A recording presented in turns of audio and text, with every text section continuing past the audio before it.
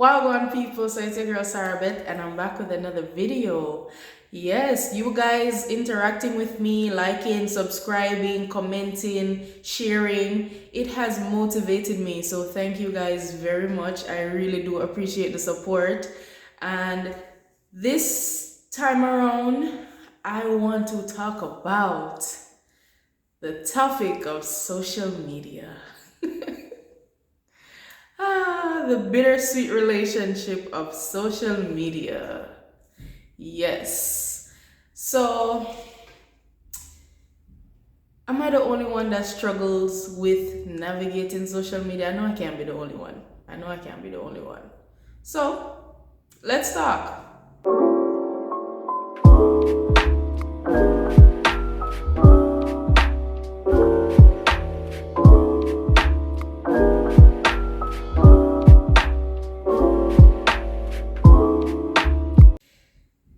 Yeah. So, this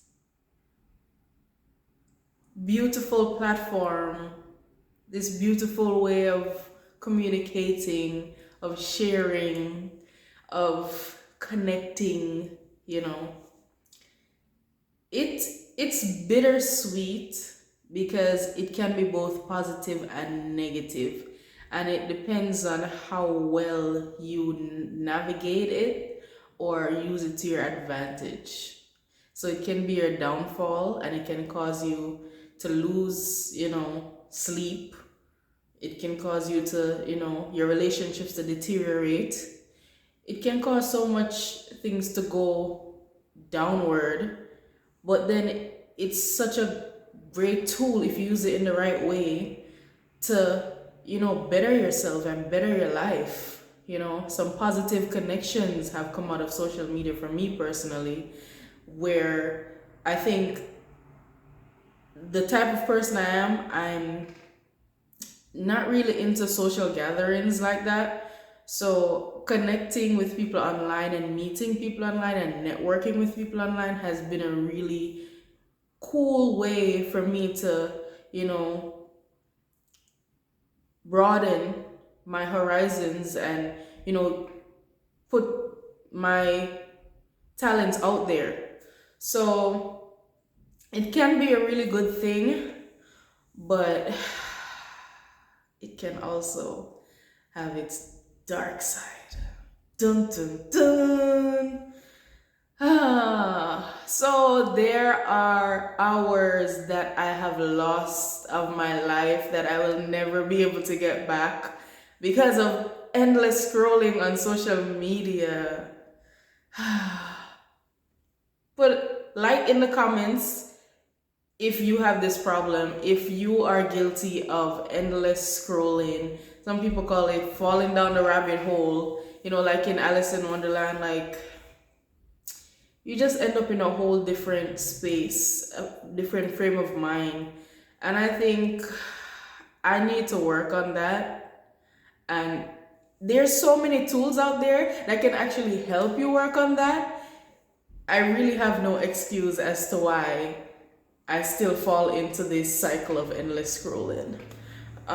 There's timers. I don't know if all phones have it, but for my phone, I know there's timers that you can put on your social media apps that can cause you to it kicks you off the app like, hey, take a break. You've been on this for like 2 hours or 3 hours scrolling. It's whatever time limit you put on yourself. So that's been helping a little bit.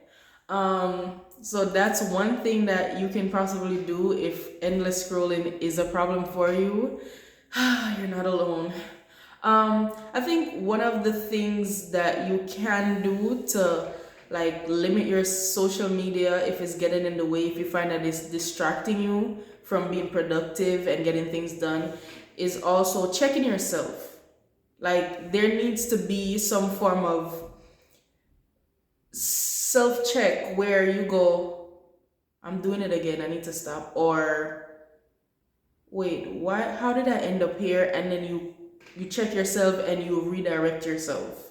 So for me, that's really been what's effective lately. I've been checking myself and redirecting myself when I find myself going on social media for one reason, and then 2 hours later I still haven't accomplished what I was there for.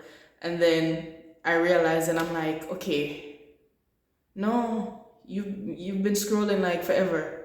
And how did you even end up here? Like, you know? So I think that's one thing you can do. Another thing that you can do is delete the apps off of your phone. I know. FOMO, fear of missing out. FOMO is a real thing in this digital age, and trust me, when you really think about it realistically, have you ever had a broken phone, or you've lost your phone, and or you've had no internet connection for some reason, or you ended up somewhere where you couldn't use your phone? To be honest with yourself. How many emergencies or how much important information did you miss out on in that time period? Not a lot. That's the answer. Not a lot. If you said not a lot, you're right. Okay? FOMO, the fear of missing out, has us in a chokehold in this digital age. For some, even older people, they gotta go on Facebook, they gotta check on, who's doing what, and who just had a baby, and who just got married, and you have to be the first to share the news, and it has us it's a real problem. Guys, pray for me. It's a real problem. You have to sometimes shut it all down. If you can't handle it and manage yourself, like, gradually, you're going to have to get to a place where you just have to say, you know what, I'm gonna have to go cold turkey. And I know that doesn't really work especially if you have a really strong addiction. And how you know you have an addiction is if other people keep complaining to you that, you're not really present when we're together, or, you're on your phone a lot. Those are some real indicators of you having an addiction. And I think you can try to seek help, like professional help, because if you can't self-regulate and get off social media, or put your phone down, or be present when you're around people that matter, you have a problem. Yeah, just admit it and get the help that you need. And it's a real thing, it's a real addiction, just like the typical addictions that we know about, like eating, alcoholism. Like, it does affect people's lives, and it's caused marriages to fail. It's caused kids to feel like their parents don't care about them. Like, it does affect relationships, and it does have a negative impact on productivity as well. So I think that trying to research and find out ways in which you can regulate your social media use is a good thing. And we need, like, the importance of connecting with other people. I think we've lost that in a sense. And it's so important to actually talk to people face to face and hear their tone of voice, interact and engage our five senses, look at their facial expressions. I think that especially nowadays, young children, and I'm no expert or anything at this, it's just my observation, and I don't know if you guys agree. You can comment down below if you agree, or hit the like button if you agree with what I'm saying. In this day and age, I feel like it's harder for people to connect and socialize and have empathy for one another because of the blankness of social media. Like, just being able to get on and type and just say whatever you want with little consequences, not thinking about another person's feelings, not seeing how it affects them. I think it's really caused people to grow, like, apathy. Like, it's really sad.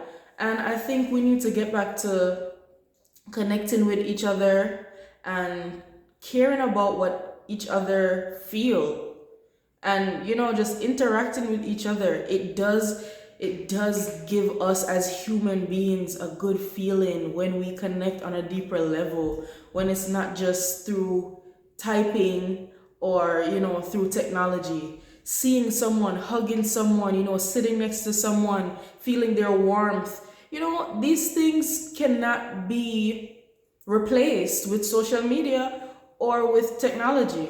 It just can't. And I would say that we each have a responsibility to ourselves and to each other as a society to focus on how social media affects you and the world around you. I think, having conversations with people, I hope this can be a conversation opener for a lot of people.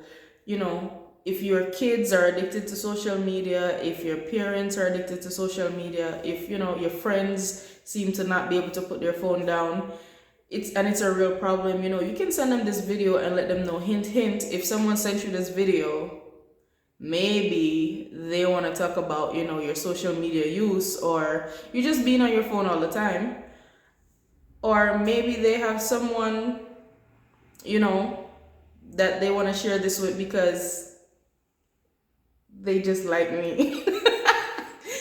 But no, seriously, on a serious note, guys, yeah, I think you can use social media to your benefit, but it can also be to your detriment if you're not careful with how you use it. A lot of people have made a lot of money off of social media, and a lot of people have impacted people's lives positively because of social media. I've seen people gone from being homeless to having jobs and having homes. I've seen people, meet their favorite celebrity and it changed their life, and it's opened doors for them. So much good can come from social media if we just use it responsibly, if we just, hold each other accountable and go about it the right way. Use it as a tool and don't let it use you. That's what I would say. Use it as a tool and don't let it use you.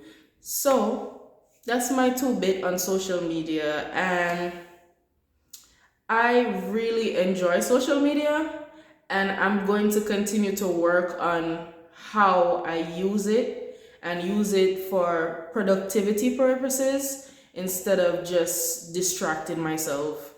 And I hope you guys, if you have that problem too, I hope you guys can chime in and let me know what you struggle with, or how it's affected you, or some things that I can do to help me as well. I'd love to hear from you guys.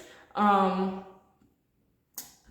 forget to like, comment, share, subscribe, and just thank you guys for supporting me. Like, this has really been encouraging because I've heard from a lot of you that you like the topics that I talk about and you can relate. So I really encourage you guys to continue to like, comment, and share, and subscribe as well, so it can reach a bigger audience. Yeah, so I'll see you guys in the next one. Bye.